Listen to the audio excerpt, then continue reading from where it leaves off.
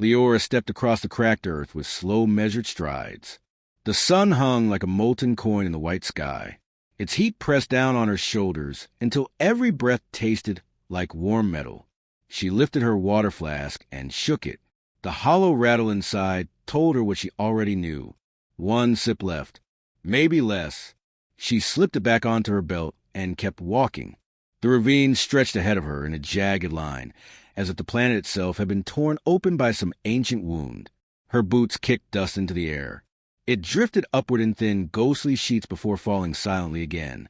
She had grown used to the soundless collapse of dust. This world had been silent for too long. She scanned the terrain for mineral shards. If she found enough to fill the pouch at her hip, she could exchange them for another day of water back at the colony. That was the rule. That was the way life worked now. Sweat trickled down her forehead. She wiped it with the back of her wrist and moved forward. A whisper of wind brushed past her ear. It carried the faint scent of scorched stone. Something else clung to the wind, a feeling rather than a sound, a presence. She stopped and listened. The ravine responded with only silence, the kind that felt heavy, the kind that made her heart beat faster. She knew the stories.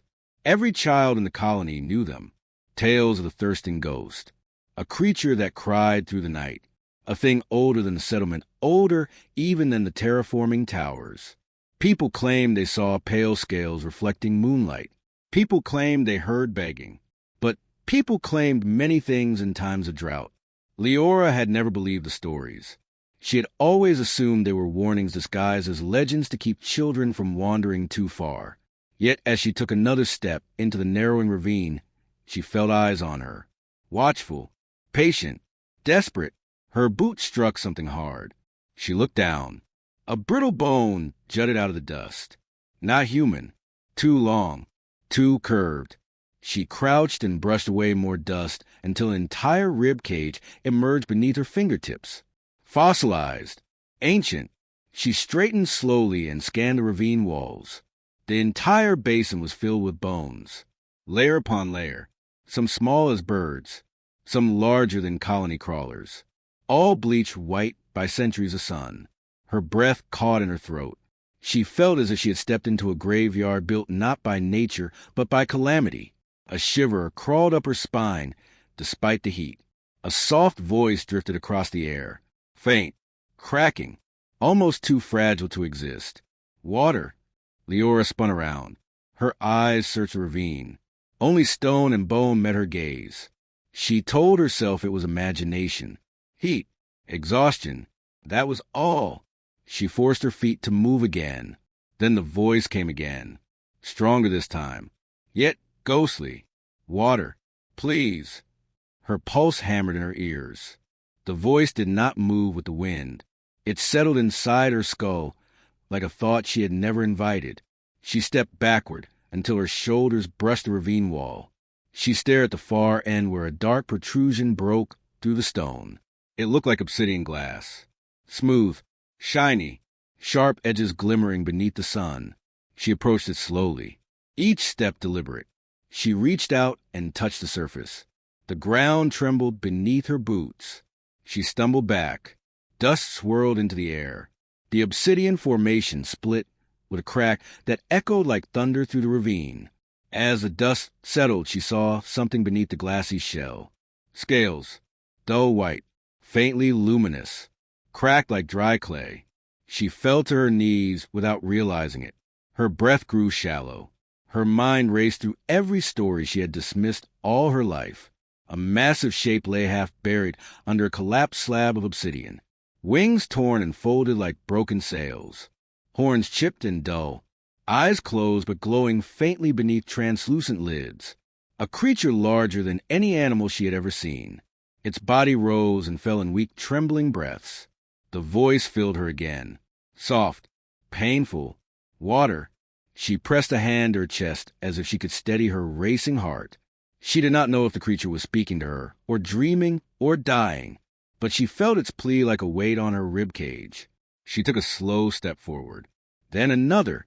Her boots brushed ancient dust away from the creature's enormous jaw. Its scales flaked off like brittle shards. She spoke. Her voice trembled. What are you? For a moment she thought it had not heard. Then the creature's eyelids lifted. The faint glow beneath them revealed an iris like molten silver. Beautiful, terrifying, endless. The gaze pinned her in place. A whisper entered her mind. I am the Ryan. The syllables rolled through her consciousness like fragments of a forgotten language. She swallowed hard. Her throat felt dry, too dry. She knew she should turn back, run, tell the colony guards, call for help. Anything but stand here before this impossible dying being. Yet she remained rooted in place. Something in those silver eyes held no malice, only exhaustion, only need. Centuries of pain radiated from the creature in waves. He spoke again. I have waited so long. Trapped, bound, dying. I cannot reach water. The chains forbid it. Only a living mind can hear me. Only a living heart can choose. Leora's hand shook. She wanted to ask what chains, who had done this, why this creature had lived in torment beneath this ravine. But words failed her. Her flask felt unbearably heavy at her waist. She touched it without thinking. She knew she had barely enough to keep herself alive for another day. If she gave it away, she would risk dehydration before reaching the colony again. Adarayan exhaled a long, rattling breath. Dust drifted from his nostrils. His body shuddered. One drop, he whispered into her mind. One drop may keep me alive for one more hour. One more breath. Please. His massive head sank deeper into the dust. His eyes dimmed. He looked like a dying flame flickering against an endless wind. Leora closed her eyes. She pictured her small room in the colony. Her mother's tired smile. The ration lines. The endless warnings about thirst. She pictured herself collapsing alone in the ravine. Her body found days later. Another cautionary tale for children. Yet none of those images weighed as heavily as the sight before her. A creature that had once soared across worlds. Reduced to begging. She opened her eyes. She approached the Ryan with steady steps, though her legs trembled. She unhooked her flask. The metal felt burning hot from the sun. She unscrewed the cap with slow movements. The scent of water reached her nose. Her throat tightened with yearning. Averion's silver eyes flickered open again. Dim, hopeful. Leora lifted the flask, tilted it. A single droplet clung to the rim. Bright, clear, precious. She held it above his cracked lips. For a moment time seemed to stop. Then the droplet fell. Adarayan inhaled sharply. His scales glowed brighter for a fleeting heartbeat. The ground quivered beneath him. A soft hum radiated from his chest. But the glow faded quickly. Too quickly. He whispered, "Thank you." Leora swallowed the tight knot in her throat. She stepped back and screwed the cap onto the empty flask. She felt the weight of her choice settle heavily inside her. She had no water left. No guarantee she could return home alive. But she pushed the fear aside. The sun crawled across the ashen sky, sending long stripes of pale light over the barren wasteland as Lyra and Orion navigated the shattered world together. Hours had passed since she discovered the last remnant of water in the underground labyrinth. Yet the weight of that discovery still pulsed inside her like a second heartbeat. Orion moved slowly beside her, each step a visible battle against centuries of dehydration that had eaten away at the once mighty vigor in his limbs. His albino scales caught the daylight in soft silver glimmers, but the glow was faint, more like the lingering memory of light than the real thing. Lyra glanced up at him, noticing again the exhaustion etched into every part of his towering form. His chest rose in shallow waves, and his wings dragged slightly across the dust, as though even the weight of air pressed too heavily upon him. "You should rest," she said softly, stepping over a cracked ridge of stone. "You're barely standing." Orion's voice emerged like a whisper of old wind. "If I stop moving, I may not rise again. And if I fall, the world will lose what little remains of its past." Lyra felt a tug in her heart. She had grown up believing dragons were only legends, whispers of extinct creatures that once watched the skies before the drought swallowed everything that breathed. Yet here he was, ancient and suffering, still trying to fulfill a duty his own kind had long abandoned. "It wasn't your fault," she murmured. "Nothing could have survived what happened here. Orion lowered his head. I was created to protect the waters that sustain this planet. I failed then, and now, if I cannot endure a few more hours of strain, I will fail again. His glowing eyes met hers. But you have given me something I have not felt in centuries. What's that? She asked. Purpose. The single word hit her harder than she expected. Lyra had lived most of her life on the outskirts of forgotten towns, drifting from caravan to caravan with no one who looked at her as anything more than a burden. Being needed, truly needed, was an unfamiliar sensation, but hearing it from a being as ancient and powerful as Orion felt like an anchor settling inside her chest. She wanted to protect him, not out of obligation, but because she couldn't bear to watch something so noble crumble under the weight of a dying world. The ground beneath them trembled faintly. Dust rose in thin spirals around their feet. Lyra paused, glancing behind her. Was that? Orion stiffened, his nostrils flaring. Yes, the tremors are rising. Something stirs beneath the surface. What is it? Lyra asked, her voice tightening. Not a creature, he said. A construct, forged by my kind when our civilization still thrived. It was meant to guard the sacred reservoirs, but ages without guidance have twisted its function beyond recognition. A chill prickled across her arms. What does it want? To follow its last directive, Orion murmured. To protect what remains of the waters, even if it must destroy anything that approaches them. Lyra's pulse quickened. The crystalline vessel she carried secured the final pure water Orion needed. If this construct sensed it, another tremor ripped through the earth, stronger, more deliberate, like footsteps pounding from beneath the ground. Lyra stumbled, catching herself against Orion's warm scales. We need to move, she whispered. They pressed forward, weaving around broken pillars and ruins half swallowed by time. The underground tremors grew more frequent, shaking the air with a deep thrum that burrowed into Lyra's bones. She could practically feel the thing waking, gathering power that had slept for centuries. Orion swayed, nearly collapsing, his wings folded inward with a quiver of weakness. Lyra rushed aside. Hey, stay with me. Just a little farther. He gave her a tired, grateful nod. Your strength keeps mine alive. Then keep listening to my voice, she said. I'm not letting you give up. But the ground vibrated again, this time so violently that cracks split open around them. From far behind, a plume of dust shot upward, followed by a metallic clang that echoed like a bell struck underwater. Orion's expression darkened. It has surfaced. They both turned. The earth several meters behind them convulsed like a living thing. A section of cracked stone sank inward, then exploded upward in a fountain of debris. Lyra shielded her face as dust blasted across the landscape. When she opened her eyes, she saw it. A towering figure of obsidian metal rose from the ruptured chasm, its armor reflecting daylight in jagged shards. Lines of burning white light pulsed through its body like veins. Its head, sculpted with cold geometric precision, rotated as it scanned the horizon before locking directly onto the vessel in Lyra's arms. Her throat constricted. It sees me. Orion struggled to stand tall, but his legs shook. It sees the water, and it recognizes your touch upon it as a violation. The sentinel stepped forward, each movement smooth and eerily graceful despite its size. A low hum filled the air, deep resonant, and filled with lethal intent. Lyra swallowed hard. Orion, we can't outrun that. No, he said quietly, but we may survive if you trust me. The sentinel raised an arm. The air around its palm distorted as energy gathered in a swirling vortex of light.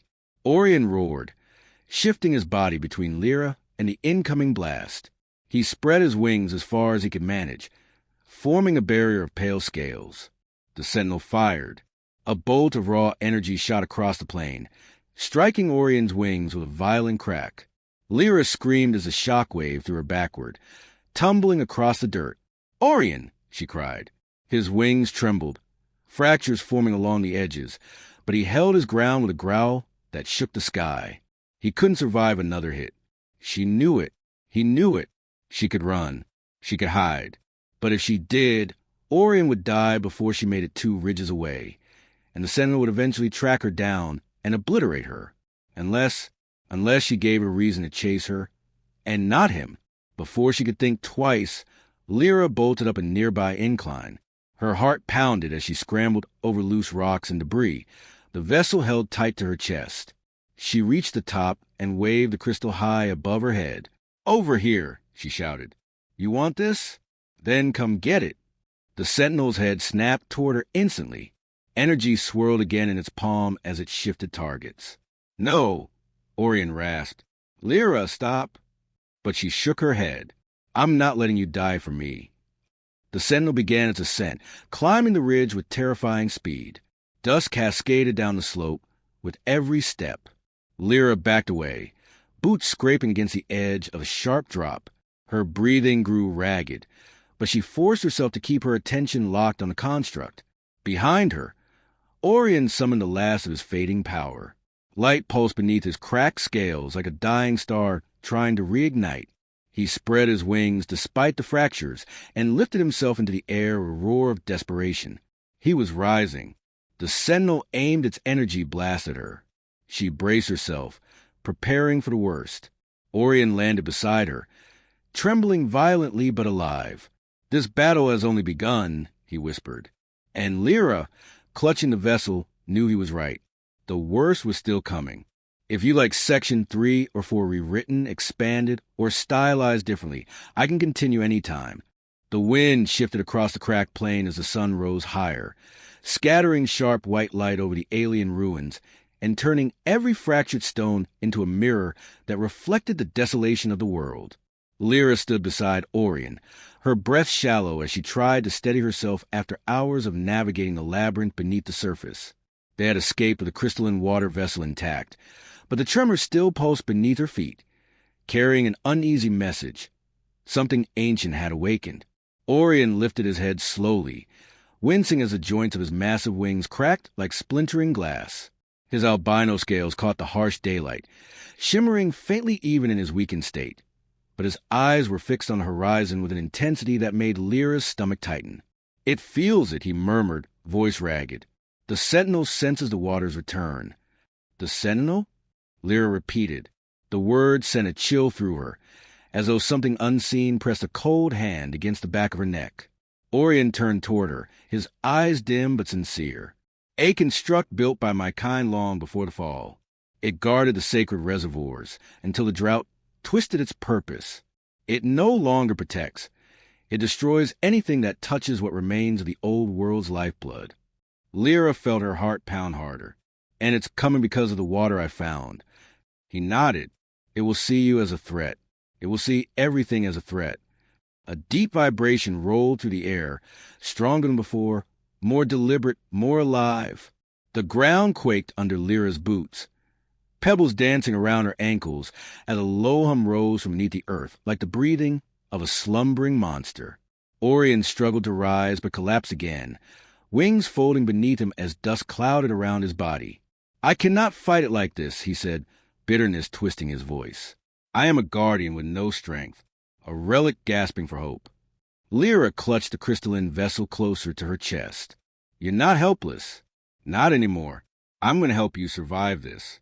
I'm not letting some old machine erase everything we fought for." Orion gazed at her with an expression she could only describe as reverence. "Why do you care so deeply for a creature not of your world?" She exhaled shakily. "Because no one else ever cared about me. And now, I know what it feels like to be needed." The ground ruptured. A massive spire of obsidian metal shot upward, like a spear piercing the sky, scattering shards of stone. Lyra stumbled backward as more spires rose in a circular pattern, each humming with eerie, synchronized power. The center of the ring glowed red-hot, lines of molten light racing across the ground until a towering figure ascended from the depths, a construct shaped like a humanoid statue forged from black glass and burning light. The sentinel's eyes opened, twin beams of white fire that swept across the plain before locking onto the vessel in Lyra's hands. Orion shuddered. It has chosen its target. The sentinel stepped forward, each footfall sending vibrations that rattled Lyra's bones. Its movements were not mechanical. They were graceful, almost alive, as though the construct possessed a mind sharpened by centuries of unbroken vigilance. Lyra forced herself to stand tall, though every instinct screamed at her to run. "What do we do?" Orion's breath came in ragged bursts. "You must flee, now." "No," she said, gripping the vessel tighter. "If it thinks I'm stealing the water, it will chase me forever, and you'll die before it even reaches me." The sentinel raised an arm. A sphere of luminescent energy spiraled into existence in its palm, humming with lethal intensity. Orion drew a sharp breath. "Get behind me." He pushed himself upright with a roar of pain and flared his wings, forming a barrier of glittering scales in front of her. The sentinel fired. The energy blast collided with Orion's wings, sending a shock wave across the landscape. Lyra fell to her knees as dust whipped around them, but Orion held firm despite the agony ripping through his body. His wings trembled violently, cracks spreading across his scales like ice fracturing under pressure. "Orion!" Lyra cried. He turned his head slightly. "Go. I cannot hold another strike." But the sentinel was already preparing a second attack. Lyra's mind raced. Running would doom him. Fighting was impossible. Hiding was pointless, unless she distracted it, before fear could anchor her in place. She rose and sprinted up the nearest ridge, the vessel clutched against her chest. The sentinel's head snapped toward her immediately, its eyes blazing. The energy in its core brightened, shifting focus completely away from the dragon it had nearly crippled. Orion roared her name, but she ignored him and kept climbing. If it wanted the water, she would make it chase her. She reached the top of the ridge breathless and trembling, turned to face the construct with adrenaline-fueled determination. "Hey!" she shouted.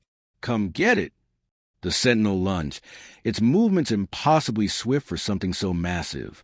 Lyra scrambled backward, nearly losing her footing, but she kept the vessel raised high, ensuring its line of sight stayed locked onto her. Orion, shaking from the effort, spread his wings again. He inhaled deeply, gathering what remained of his ancient strength. Light began to glow beneath his scales, shimmering like trapped starlight. "No," he whispered to himself. "Not enough." But Lyra saw it, the faint rekindling of something powerful buried beneath centuries of decay. "Use it," she shouted down at him. "I'll buy you time, just don't give up." The sentinel was halfway up the ridge now, each step sending dust avalanching down its sides.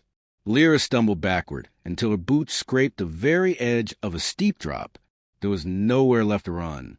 The construct lifted its arm once more, gathering its final strike. And suddenly, Orion surged upward with a roar that shook the sky. Silver-white flames exploded from his chest, spiraling around his wings and merging into a radiant wave of ancient power. He launched himself toward the ridge, his body glowing brighter with every beat of his wings. The sentinel turned, sensing the approaching threat, but too late. Orion crashed into it with blinding force, the explosion lighting the landscape like a newborn star. Lyra shielded her eyes, feeling heat rush across her skin. The shock wave knocked her off her feet, sending her rolling down the ridge until she hit the ground hard. Dust and light filled the air. The world seemed to hold its breath. When the glow finally faded, the sentinel stood frozen in place, cracks of molten white zigzagging across its chest, just seconds away from collapse. Orion landed beside Lyra, trembling, panting, but alive. "Lyra," he whispered, "the end is not yet written." Behind him, the sentinel's core began to fracture. Lyra pushed herself upright, clutching the vessel as the final light swelled inside the collapsing construct. Everything was about to end, or begin, and she had never been more certain that she would face it with him. If you want Section 4, a rewritten version with no punctuation, or a more intense climax, I can continue any time. Here is Section 4, written with no punctuation except periods and quotes, using a rich vocabulary, deepening character arcs, advancing the conflict, and delivering a thrilling climax. I kept the prose clean, cinematic, and emotionally intense, while avoiding unnecessary elements. The storm of dust rose as Lyra stepped toward the hollow, where the ancient dragon leaned against the shattered alien monument. His silver scale body trembled with exhaustion, yet his luminous eyes burned with quiet, decisive fire. The air shimmered with the last remnants of the dehydrated world around them, and every step she took carried the weight of an entire forgotten species. Orion watched her with a bleak stillness, as if unsure whether hope truly belonged to him after centuries of suffering. His voice emerged like fragile wind. I am at the end, yet the end is not what I fear is the waste of what I once guarded. That torments me. Lyra paused, feeling the ache behind every word, and understanding that the gravity of his burden reached far beyond the cracked stone beneath them. She approached the crystalline vessel at his side, the one that still held the final drops of purified water gathered from the underground chamber she had discovered earlier. She lifted it carefully, and Orion lowered his head, a gesture of reverence and trust that carried the significance of entire lifetimes. I cannot fail you, she said in a hushed tone that vibrated with fragile determination. The dragon breathed deeply, as if drawing strength from her presence itself. Before she could raise the vessel to his lips, the ground shook with a violent pulse. Energy rippled outward in pale spirals, and the broken monument lit. With a spectral glow, Lyra spun around Hart, pounding. The sentinel, awakened from its long slumber, stood tall with obsidian armor and eyes formed of pure radiant heat. She understood instantly that it had detected the last viable water source and misinterpreted her actions as a threat to the sacred relics Orion had once protected. The dragon pushed himself upright, his body unsteady, but his spirit unyielding. His voice echoed, "Leave it to me, Lyra." "No," she replied. "You told me your duty was to protect this world. Now it is my turn to protect you." The sentinel strode forward, each step unleashing a shock wave across the barren plain. Lyra sprinted toward the ridge, drawing the creature away. Orion tried to stop her, but his weakened body collapsed again with a guttural cry that tore through her resolve. The sentinel advanced with calculated precision, its towering frame casting a monstrous shadow over her. Sphere of glowing force spiraled in its palm, ready to strike. Lyra held the vessel tight, praying it would not shatter. She screamed Orion. Now the dragon surged upward, calling on the remnants of power buried in his ancient bones. Light erupted from his chest, forming a shimmering barrier that caught the sentinel's blast. A collision sent fractures tearing across the ground. Lyra choked back fear and climbed the ridge, her movements fueled by pure survival instinct. The sentinel redirected its attention, its eyes tracking her position, but Orion intercepted again, his massive wings spreading like a shield forged from dying stars. He roared with sound that shook the thinning atmosphere. The sentinel responded with ruthless efficiency, launching another energy strike that knocked Orion backward, ripping a pained bellow from his throat. Lyra saw the dragon fall, and rage ignited within her deeper than instinct. She held the vessel high and shouted over the trembling earth, "If you want this, then you face both of us." Her voice cracked, yet it carried a force no machine could quantify. The sentinel turned toward her, charging its core with destructive light. Before it struck, Orion unleashed one final surge of ancient power. He channeled the last remnants of his life force into a blazing arc of silver flame. His voice thundered, "Lyra, now give me the water." She slid down the ridge, skidding across dust and broken stone to reach him. She raised the vessel to his lips. Orion drank, each drop glowing brighter. With every swallow, the transformation was immediate. His scales pulsed like living stars, his body surged with regained vitality, and his wings flared open with renewed majesty. The sentinel prepared final attack, but Orion rose fully empowered. His roar split the sky with primordial fury. He launched himself at the mechanical titan, the impact creating a wave of shimmering brilliance. The two forces clashed violently, light against metal, ancient power against synthetic precision. Orion wrapped around the sentinel, crushing its core with a force born of centuries of pain and an unbreakable vow to protect the world he once failed. The sentinel erupted into a cascade of luminous shards falling like shattered constellations across the cracked terrain. Orion landed beside Lyra, his breath heavy, but steady. She stared up at him in awe. "In relief you did it," she whispered. He lowered his head so gently that it felt like a blessing. "You saved me, Lyra. You restored what time tried to erase. You returned life where death reigned, and I am in your debt." She smiled at him, exhausted yet filled with profound sense of triumph. "We saved each other." The horizon brightened, as if the dying world sensed a shift in fate. A faint breeze carried the first hint of moisture in generations, a whisper of renewal that stirred the dust. Orion lifted his gaze to the light spreading across the sky, and then looked back to the girl who had resurrected hope itself. "This world will rise again," he said, "and you will not face its future alone, Lyra." The bond forged between them felt eternal, born from peril, anchored in trust, and sealed with the promise of a new beginning. As they stood together beneath the awakening dawn, the planet seemed to exhale after centuries of suffocating silence. A new era began with the girl a dragon, and the final drops of water that restored not only a dying guardian but an entire forgotten destiny.